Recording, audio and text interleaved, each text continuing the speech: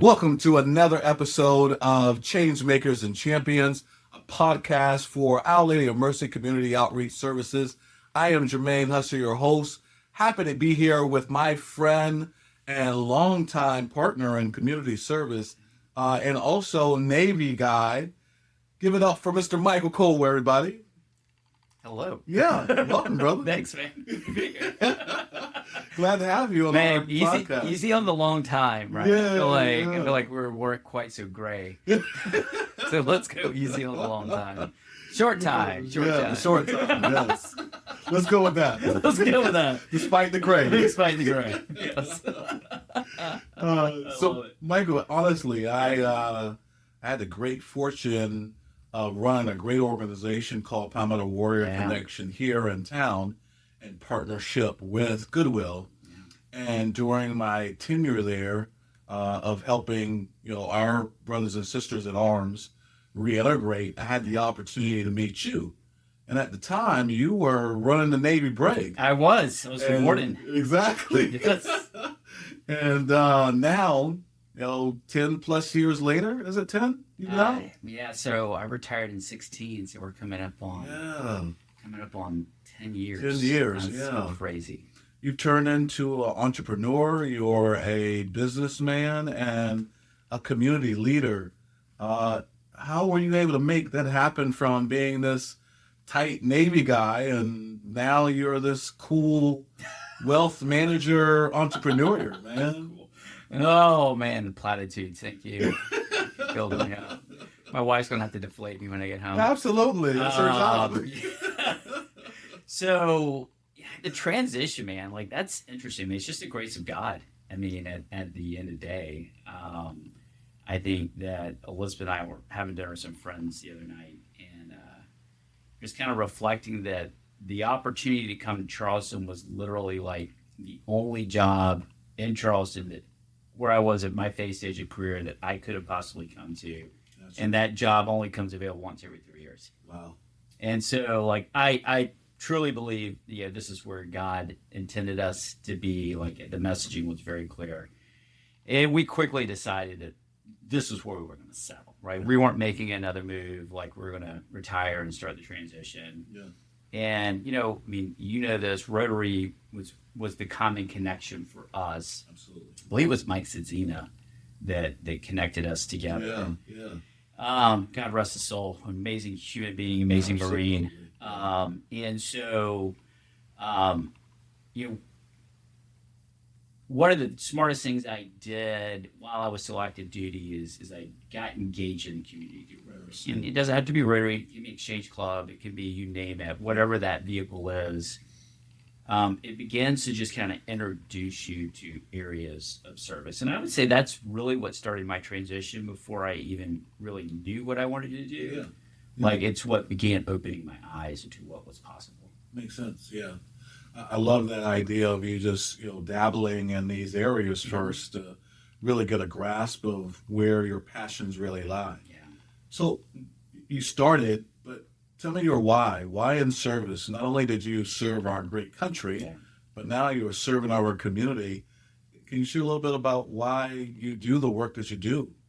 So, I don't know, man. I think that there's always been a calling of my heart for service, right? Okay. I knew at a very... You were young, or? Yeah, I knew, when I was growing up, I don't know, maybe I had too many G.I. Joe toys. I don't know what it was.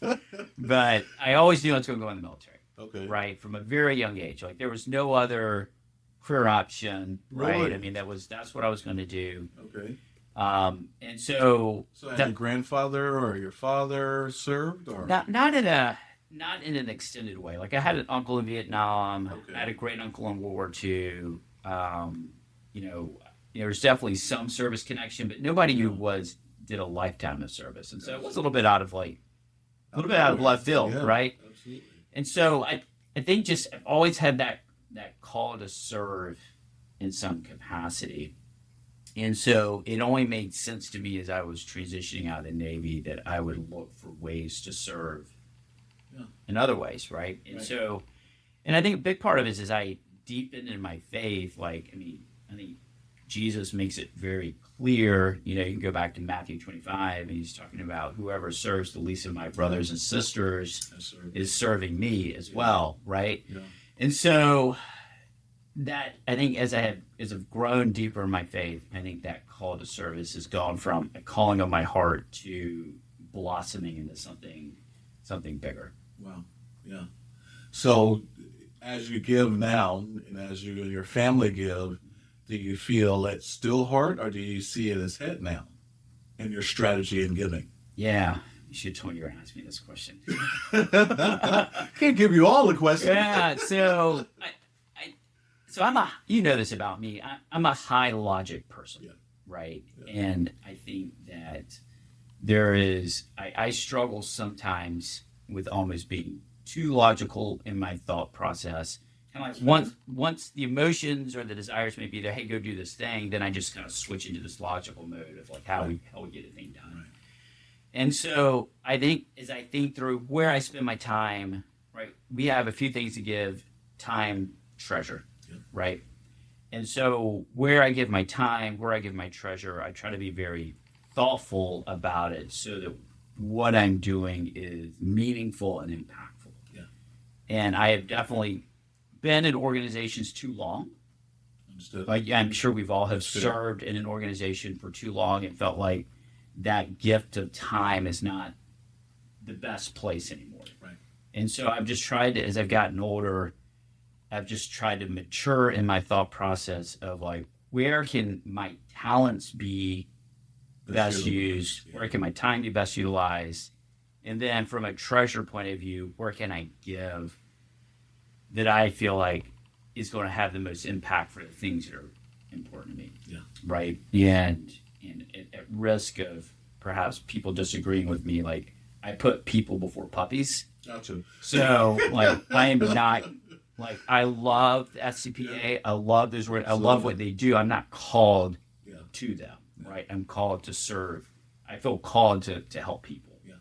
So, and I'm grateful for the people that love the animals. Absolutely. They make a lot of money. They make a lot of money. You get money for a puppy more than a homeless person in a heartbeat. Yeah. So, absolutely. So there's your campaign. Put puppies on your poster. Hey, they'd be like, psych, no, it's really people. That we're serving, yes. But we got you with the puppy. Oh my gosh, you can cut that out if you need to. No, see, just keep that one in there, yes. He hates puppies. Oh my gosh. Glad you didn't leave talent out, because you know, Michael, out of the 10 years that I've had a chance to get to know you, are extraordinarily talented. Thank you. As a human being and a brother, but also as a leader in our community. Can you share with me, how important is leadership when you're trying to transform communities or repair the world? Repair the world. Yeah. Do that over lunch. Essay questions. Essay questions. How do you repair the world in 3 sentences? I think so. I draw back on my time to Iraq, right? And I think I've learned some valuable lessons there. And you may remember this. I was a Navy guy that deployed with the Army Civil Affairs Battalion. Mm-hmm. And part of my time there, I actually was embedded with USAID. God rest their souls. But I was embedded with USAID, and part of my job was helping them coordinate with the military components on the ground, coordinating efforts. And one of the things that became really apparent to me is a couple key lessons. One, if you give a farmer a tractor, right, but he doesn't have the resources to maintain it, to fuel it, knows how to use it, then great, you just give them a tractor. Absolutely. Right? Kind of similar. If you give them if you give a pump to pump water for a well, but you don't give them the resources, the tools, the training to maintain that, then you've given them a well for about a year. Right? And so I think that part of the leadership is understanding like, oh wow, it feels really good. We went and did this thing. Yeah. But the follow through on how does the thing become sustainable? Right. So that's kind of one aspect of it. The other aspect of it is there's a lot of organizations doing really good things. Right. And so again, within the context of Baghdad and throughout Iraq, you had USAID. you had, local Iraqi government doing projects, you had military organizations doing projects, and without coordination, you would end up with three wells, again, easy examples, within a 1 block radius. Like, great, this place is warded really well. Right. Excellent.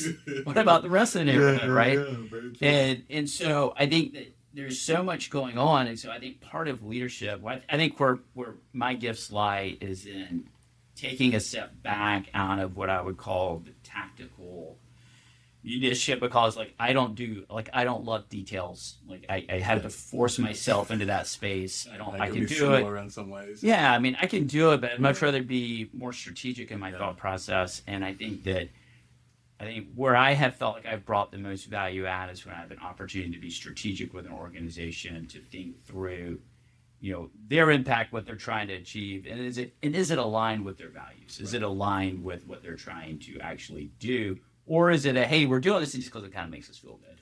Right. Absolutely. Yeah. I love that philosophy, and in similar ways, I love the vision, strategy part of being in this work. Because it is about sustainability. It is about having somebody that can show up and think through solutions instead of being in the minutia at times. There's a place for that, but it's not for everybody. Right. Everybody plays a role in the team, and I think you do that quite well, and have been doing that quite well for your teams that you've operated and run. So Michael, can you share with me? Work with so many organizations as you talked about. What other organizations in the area are you passionate about that you wish more people knew about? Well, that's a tough one. I guess I'll talk about what's kind of closest to my heart right now. So I'm going to feel like a politician. I'm going to answer the question in 1 minute. Sure. That makes sense. So I think, where my attention is focused right now is I got roped into being the treasurer for my Church of the Holy Spirit on Daniel Island. Yeah. And we've got a building campaign going on right now. And that's hard fundraising. Yeah. I mean, it really is, because I think there's a couple challenges with it. And I'm just going to use this as an example. I think a couple of challenges are, a lot of people want to give to a specific thing. So I'll use the church as an example, right? Okay. I want to give to the stained glass windows. Well, that's great. We got 5 people giving to stained glass windows, but we got a rest of the building that needs to be built, Absolutely. right? And I think the equivalent there is I served on the Coastal Crescent Chaplaincy Board for a number of years. People wanted to give, to designated funds for their pet projects. Right. But what we know is the bulk of the work within any nonprofit organization happens in the undesignated fund space. Absolutely. So I think that one of the challenges that all nonprofits have is hey, give us the money, but trust us to do the right thing with it. Right? I know you love the stained glass windows. We do too. Yep. Right? But there's other things, we need a bathroom. Right. Right? We need classrooms for the preschool. We need all these other things that need to be built out as well. As far as specific organizations that aren't being highlighted right now, I don't know. I mean, I don't know that I have a great sense of that. Very good answer for that one. Okay. Yeah, So that's fair. there's about 1 million nonprofits in Charleston right now. It feels like it at times. Yeah. But to your point, a lot of nonprofits have been grappling with, especially in these last couple of years with, philanthropy being down and, government resources being limited, struggling to make certain decisions. And it is around having a donor invest and trust in you rather than saying, hey, I want to pay for this particular program. Right. Well, we've got other programs as well, and it takes people to run those programs, but we want to pay for programs, but we don't want to pay for people. That's right. And that becomes a huge challenge for organizations like ours if we don't have that flexibility. So Yeah, 100%. I mean, you can't get the work done without the people. I think we got to take care of the people. Right. I go back to my church example. kind of laugh. People show up to church, they drop a few bucks in the plate, and they feel like, hey, I was entertained for a couple hours. This is great. Right. But there's everything that happens to keep that organization going behind the scenes, right? And there's more to it than the 1 hour that you're sitting in the chair, right? And so I think I think helping people understand that part of it, I think, is the biggest challenge that any not-for-profit has to deal with. Yeah. Big challenge, so out of all the things that you've done in your career, thinking back, 20 plus years in your service, has there been anything that you lost significantly because of your service? Anything you've lost meaningful? So I think the obvious in my time of service.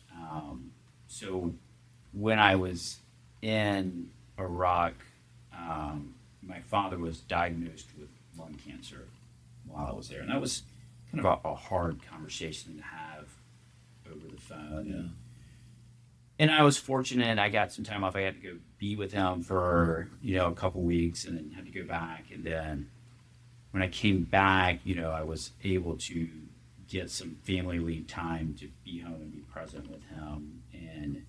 But he passed within 6 months of coming back, right? And so I think for me, like that was hard. Not like I was not mad about it or anything like that, but just acknowledging like, wow, that was 6 months. But then again, who knows? Like, if I'd had that extra 6 months, maybe I would have taken it for granted as well, right? So I think that was challenging, but there was a lot of growth that came from our family through that experience, and I don't wish that on anybody by any means, but that was probably like my biggest loss. I think it since then, I just think that I have, after a very stirring conversation with my wife, or from my wife, I should say. From your wife. From my wife, from Elizabeth. Let's get that straight. I have had to learn how to say no. And I think, knowing, and I think the realization that I can't do all things well, I can do a few things well. Right. So I can do a lot poorly and say I'm doing those things, but if I want to do things with intentionality, then I have to really be mindful of what I'm saying yes to. So just really being thoughtful about saying no to things that's just not this. They're good things, they're good causes, just not my season to serve in that capacity. And that's hard. It's the easy thing in telling people no. And so thank you for sharing the loss of your father. I'm sad to hear that. But I asked that question because it puts a human aspect also on all leaders, on men especially, who are leading whole households. And at times, I believe, you get looked at as you're a robot or humanoid, and you just keep going. You keep chugging along, and you keep showing up, and there's, you keep serving, and you don't lose anything. But as a human being, Michael, you do lose, and you do, not always fail, you succeed in everything. And so, I just want you to know, as a friend and as a colleague in this work, that you are seen and appreciated. And I appreciate that. We at Our Lady of Mercy love you, not for what you just bring to the community, but for you being the human being that you are. Thank you, sir. So if our audience, there's someone, in our audience that, doesn't have a lot of means or money, but want to get involved, how would you say to start to get involved in some of these organizations or passions that you've talked about?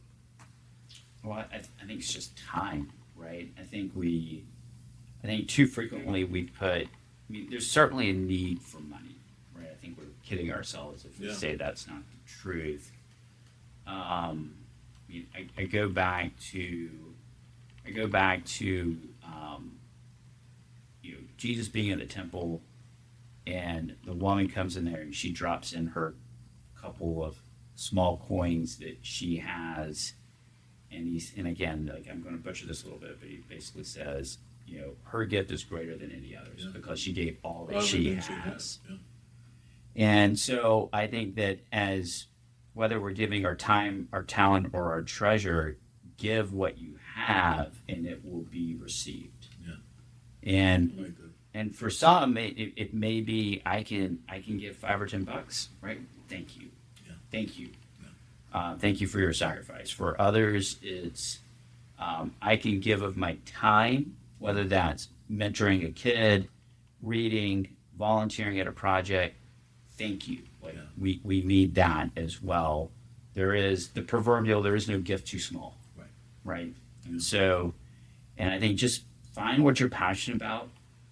I think the beautiful part about giving is not only are you doing something really good for the organization you're supporting, but you leave from it feeling like you've done meaningful good work as well.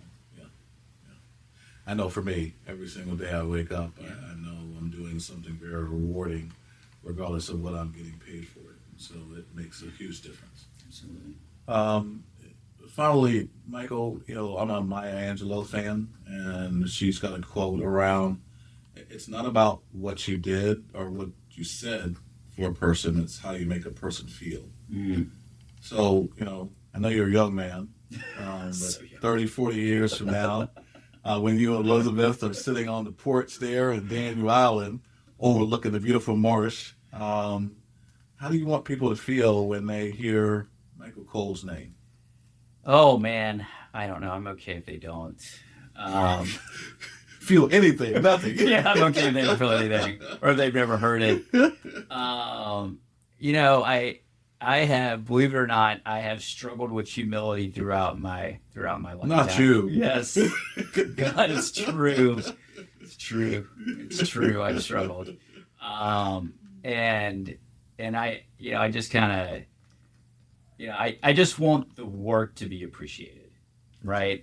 Whether it's from me, whether I enabled somebody else to do the work, that's okay. Right, like I am okay. I'm okay with the idea that you can get a lot done if nobody's worried about taking credit for the work they've done. Absolutely. And so I don't need the credit. As long as people aren't yelling at me because I cut them off in traffic. Thank God he's not on the road anymore. Right.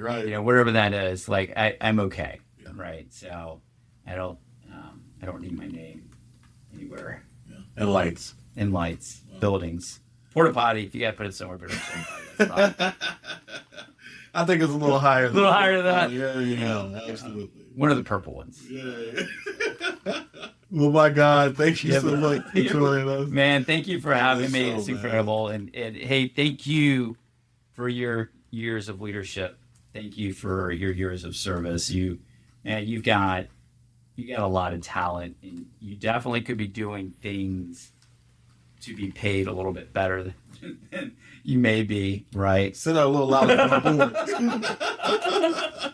So, but I appreciate that you're making a sacrifice on a day-to-day basis to do good kingdom work, and putting the kingdom before your own personal gain. So I appreciate you, I value, and I'm so grateful for our friendship. Hey. Brother. All 5 years of it because we're so young. Exactly. Well, Michael Cole, thank you so much. Thank you for having me, my friend. It's been an honor, my friend, and keep doing amazing work in our community. You are definitely appreciated and needed.